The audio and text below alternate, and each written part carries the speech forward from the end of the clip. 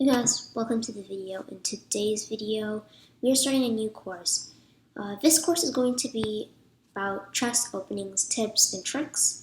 We will be having another course soon, but in this, we're going to start chess openings, tips, and tricks.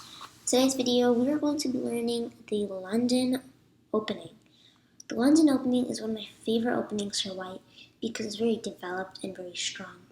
Let's get into the video. So London opening starts with the move d4. It is the queen's pawn opening, trying to take control of the center square. That's basically what most of the basic openings do. They're trying to take control of the center square.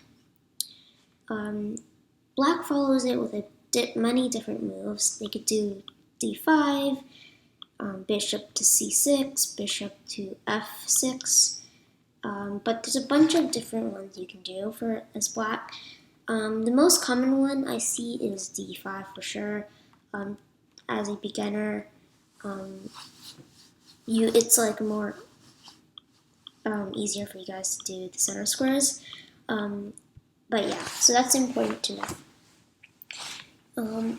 By the way, I'm just an analysis taker. I don't really play chess. I just do analyses, and I learn basically. So yeah. After this, the London goes from bishop to f4. The London is basically trying to take control of this square. It's the golden square in the London opening. You can follow it with knight to c6 like this. Maybe you do knight to f6.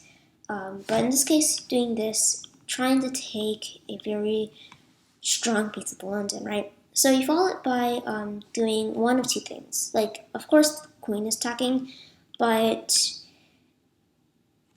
it is a very strong attacker because in the future you can just add more attackers and it's going to be overloaded, right?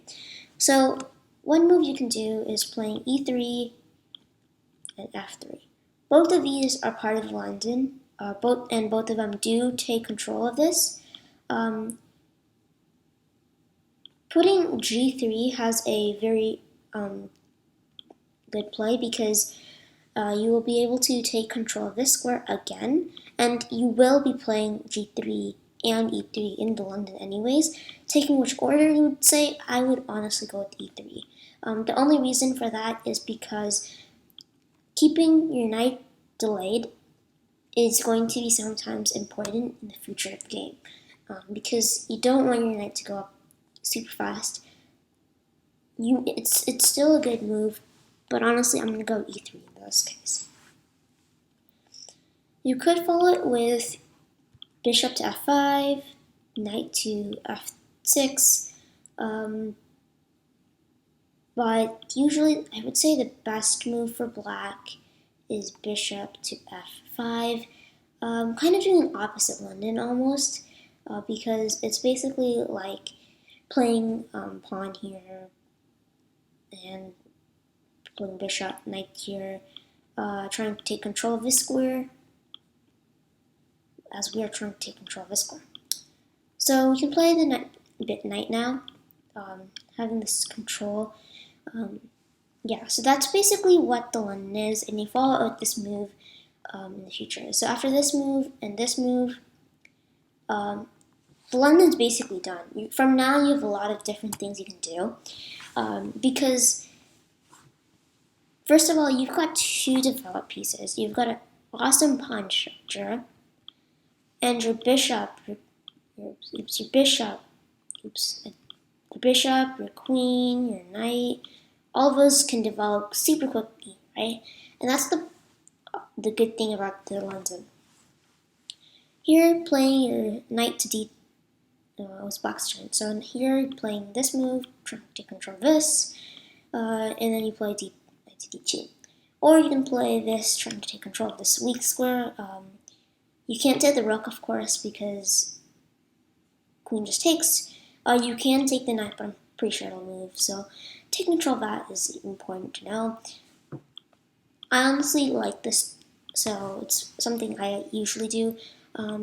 Black follows it usually with bishop to d6, what this does is it's trying to attack this, one of the attackers of the square, which is the London's main thing, right? So here you would want to do one of them. First of all, you should not take, right? Because if you take, you're losing a defender of this square, and black just goes here. Although if you do take, black pawn doubles this pawn structure, and you can see black's in the lead. But of course, it's like very close, and it's just the engine, which doesn't really do anything. So here you would probably don't move your bishop or slide your bishop back. Not moving your bishop. Not moving your bishop. For example, if we do this, for example, because that was what we're going to be doing. Black can just take, and you take, and then you got the square. You still have the defender, but you open up the king's file, which is also not the best. So I would say that honestly the best is to slide your bishop back. You still have the control of the square, and if you take with your you take on h3, and you have a great rook's file. So that's basically what you're gonna do, right? It's basic, it's very easy, and it's an opening that you would want to learn. What happens if you play this, followed by maybe queen's pawn and this, and then black does seems its countercoming. You should not take, just continue your structure, right? Because, for example, if you do this, take. And now you're basically just do this and you're good. 2 pieces, about to play the third, and you're good. So just continuing the development when that's played is important to know.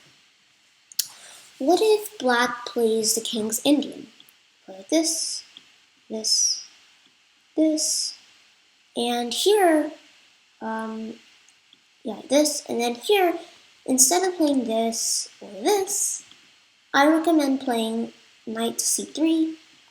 It's a very good move. You're attacking your opponent, and it's honestly the best. So you go here, and here you play this move, you play this, you play, so here, you can also do h4, h5, so you play this, you play h4, pawn takes, right, and here I would recommend giving up your rook, and the reason for this, if you give up your rook, you take with the queen, and you're winning, because although you're losing in pieces, I believe so, you go here with the bishop, and you're having a devastating attack. It's not mate, probably, but it's very hard for black to get out of this situation. So that's something that you could do. Playing the Dutch, here you can play something maybe like an f4, or an f3, e5 thing, or something like that. You can do a bunch of that type of stuff. Okay, so I hope you enjoyed the video. It was really fun making this video. We'll have a lot more chess opening tips and tricks, as well as middle game, end game, all those different things that I want to show you guys in the future. I show you everything I can really show you about the London. It's a very easy opening, so make sure to use it, I guess. If you want to learn more, make sure to ask me, and we'll get to it. Bye, guys.